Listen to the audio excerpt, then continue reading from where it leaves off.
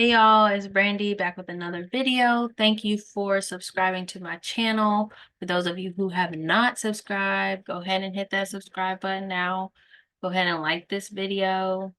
Drop me a 1 in the comment to say hello, because I will write back to you guys. For those of you who don't know me and are new to this channel, my name is Brandy. I have a 4-year-old.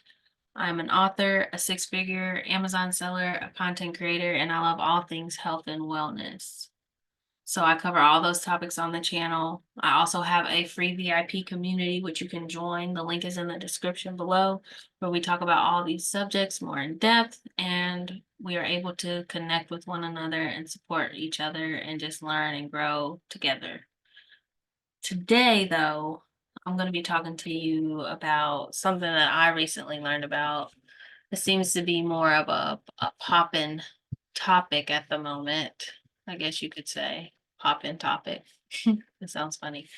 But I'm going to be talking about oxalates. Now, what are oxalates? You probably never heard of them. Maybe you have. I don't know. I never heard of them until recently. Never in my life have I heard of an oxalate. So I'm going to read you a definition and let you know what an oxalate is by definition. Okay. Oxalates, also known as oxalic acid, are naturally occurring compounds in plants. We eat them in food and our bodies make them as well. Leafy greens, legumes, and other foods high in oxalates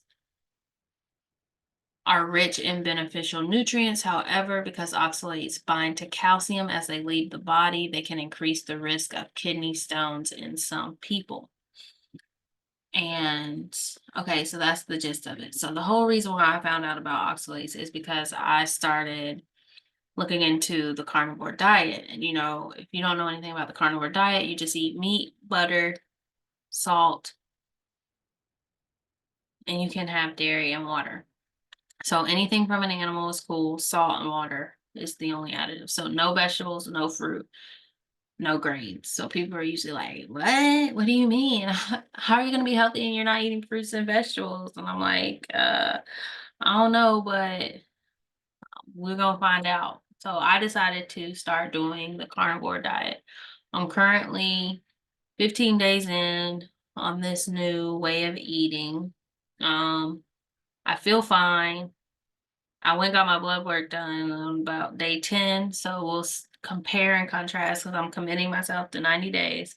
So I will let you guys know. I mean, there's no need to share my blood stuff now. We'll share it at the end. But the whole reason why I was like, okay, let me try it is because all the testimonies of people healing from doing this way of eating. It's been like, and it's all ages, all different kinds of illnesses, lots of autoimmune things getting healed, lots of arthritis going away, lots of people, like older people using canes and needing wheelchairs to not need them anymore, and all this stuff. And like they don't eat vegetables or fruit. So it's not that, okay, so vegetables, like I just read here, the vegetables that are high in oxalates or in oxalates in general, they tend to deplete you of certain minerals in order to get out of the body.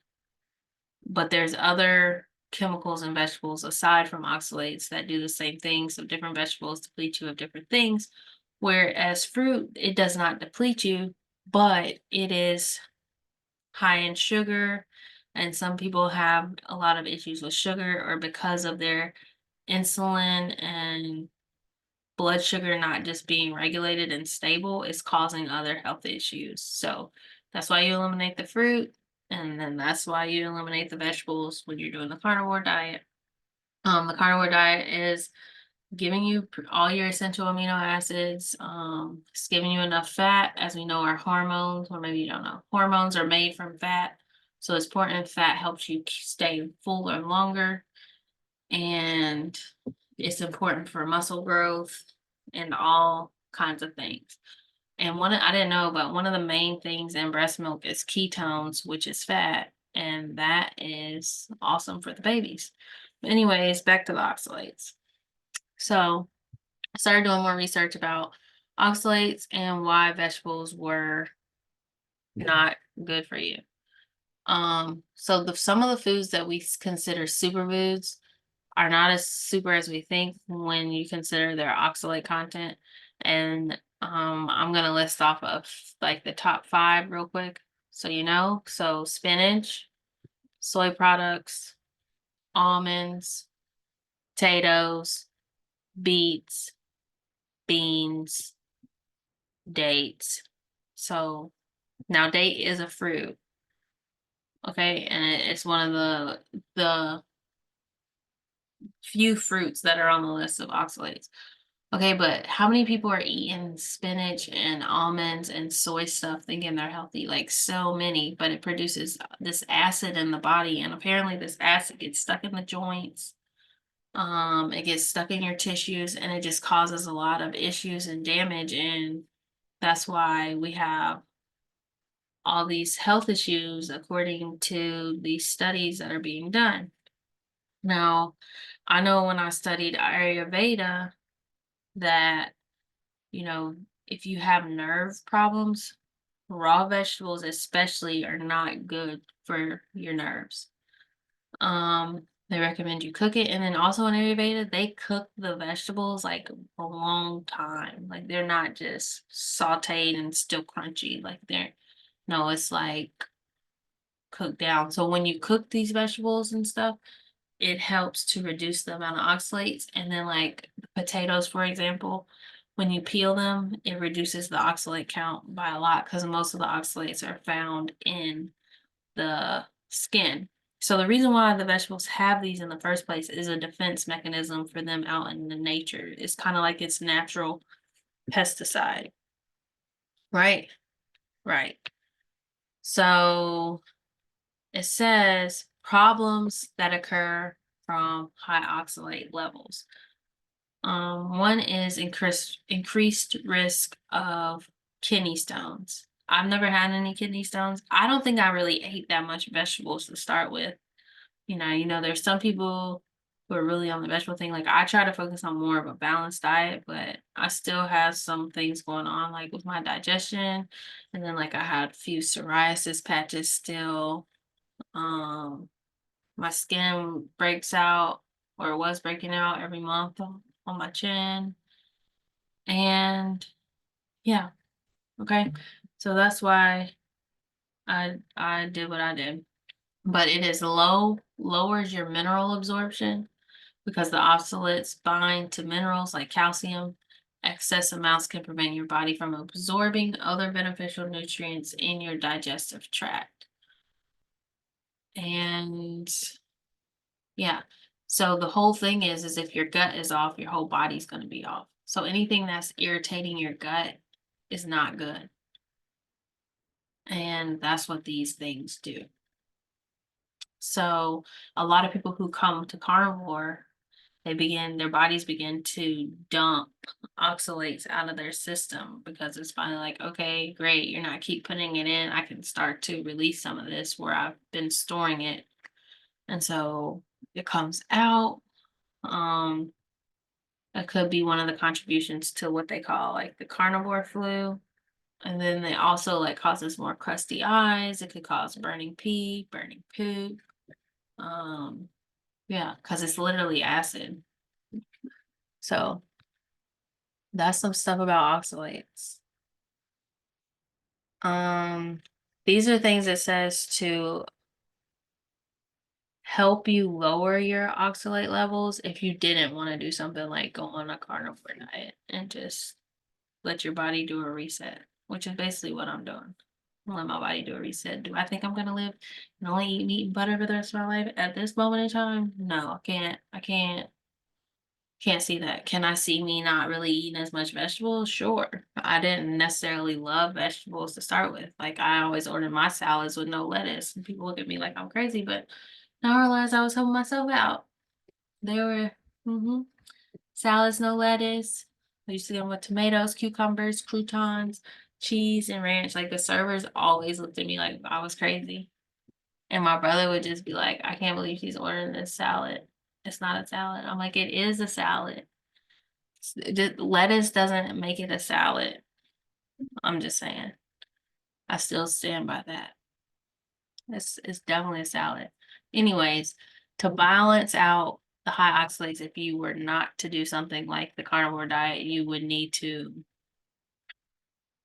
drink enough water to help you flush out excess oxalates, get the recommended amount of calcium, which binds to oxalates during digestion. So if you are already not getting in enough calcium, then the little bit that you are getting in is being pulled back right back out because of the oxalates you're eating, then you're doing yourself an injustice. Limit sodium and sugar intake, which could contribute to kidney stones at high levels, and get the recommended amount of vitamin C because too much vitamin C can increase the oxalic acid production in your body. I don't know exactly how the oxalic acid production works from your body producing it. Don't know much about that.